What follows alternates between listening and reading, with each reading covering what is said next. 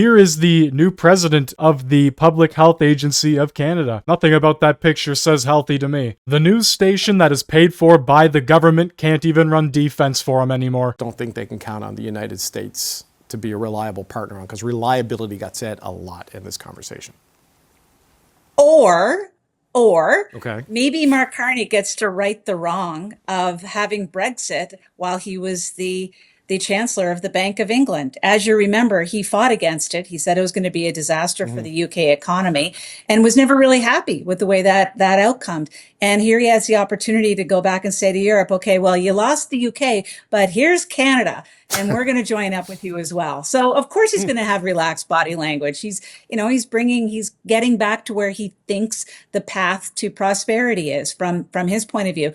I would point out one thing though, how refreshing it is to have all these discussions about how much spending we're doing without having a clue where this money is going to be coming from or how much it's going to cost at all with respect to our budget and our fiscal picture. It's an amazing summer of being free from actually having to have any accounting principles in place, isn't it? The entire panel knows it too. And we also have Kate Harrison pointing out Carney's hypocrisy. The Prime Minister is at the NATO summit in The Hague, where the United States is expected to push allied nations to agree to increase the benchmark for defense spending to a combined 5% of GDP. That's 3.5% for direct military funding and 1.5% for defense infrastructure. This is something NATO's Secretary General Mark Rutte praised the U.S. president for in a series of text messages, writing, "You are flying into another big success in The Hague this evening. It was not easy, but we got them all signed on to 5%.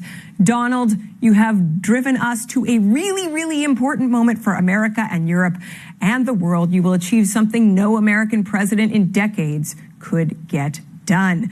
All right. Is that the case? Let's bring back the power panel to talk about this.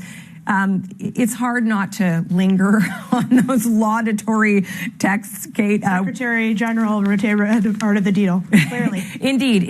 Well, and I think it does tell us something about how leaders are approaching the president at this moment. But I think where we want to focus in on for a minute is obviously what this means for Canada. This is a heck of a lot of money. Is 5% in Canada's best interest? I think there's what's in Canada's best interest and what is actually reasonable and attainable. And part of the reason that successive governments have been so reluctant to declare a GDP target has been because we lack the people power to actually put procurement to use. Obviously, the interview with the Chief of Defence Staff highlighted that. That is not a problem that is going to be fixed in 1 year or maybe even 3 or 5 years. So there's a number that you can put on paper to sound good at NATO meetings, and then there's the more practical reality of how to make that money work for Canada. I did find it interesting that to get to 5%, Prime Minister Carney was talking about reliance on critical minerals and how we would be able to use future revenues from that to drive some of that defense spending. It was the Prime Minister during the campaign that said Poilievre and the Conservatives were using magic numbers when they were forecasting future revenues to help offset some of their budget considerations. So it's, again, one thing to make that commitment. It's another thing to finance it, and it's another thing to put it into use. Right now, it's just messaging. I'll wait to see if there's actual action. And that is all everybody is waiting for right now. Actual action. The Liberal government has promised too much. And when they don't deliver on even one thing, the entire House is going to point it out and make sure it is known, not just in the House, but nationwide. We also have Danielle Smith announcing a sovereignty panel, along with giving an update on the Alberta versus Ottawa situation. Hi, I'm hoping you can actually just explain to me how this effort is going to be different than the Fair Deal panel of 2019. Like, the big difference I see is that this panel is going to recommend referendum questions rather than recommend actual policy to leave in the provincial government's hands? Like, is that the main difference this time around? Well, I don't want to prejudge what Albertans might put forward, but I can tell you the Fair Deal panel had 25 different recommendations. We were able to act on most of them. There was a referendum question that we put forward on equalization, and while we didn't get the result we wanted, I can tell you that it did spark a national conversation. You now have Newfoundland, British Columbia, and Saskatchewan all saying the same thing that we do, which is it's unfair for small small provinces to transfer money to Ottawa so that it can be spent by big provinces who should have powerful economies. And so that's wending its way through the court right now. So I think that sometimes these the conversations that we have here are able to lead to a national dialogue, and that's what we're trying to do. We identified 6 issues that we know have come up in the previous round of the Fair Deal panel that we think Albertans now may want to put to a referendum so that we can take some action on them, but there may be others, and that's what we want to be able to explore. Perfect, thank you. And for a follow-up, I definitely don't need to tell you, Premier, the West wants in certainly isn't a new idea. We're over 50 years of that as a political talking point, really, and really an action point, I guess you can call that too. Do you think this will be the be-all, end-all of Alberta's fighting with Ottawa if this panel and this round of town halls and this potential round of referendum questions, is a success? Are you hoping this is the last round of this? I would say it's not so much the West wants in as the West wants Ottawa out of its hair. I mean, Ottawa has been interfering in every aspect of our provincial jurisdiction in deeper and deeper ways for about a decade now.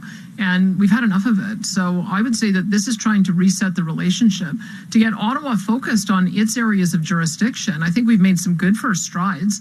The Western premiers, followed up by the Council of the Federation, in the last 2 years have been telling Ottawa, focus on your own knitting. Get to the 2% NATO commitment so that we can maintain our trade ties with our important trading partners. Build strategic infrastructure like rail and highways and rail lines. And ports. I mean, those are the things that really we do need the federal government to do. They need to make sure that we've got good trade ties so that we can have open markets so that we're all able to achieve what we want to achieve economically.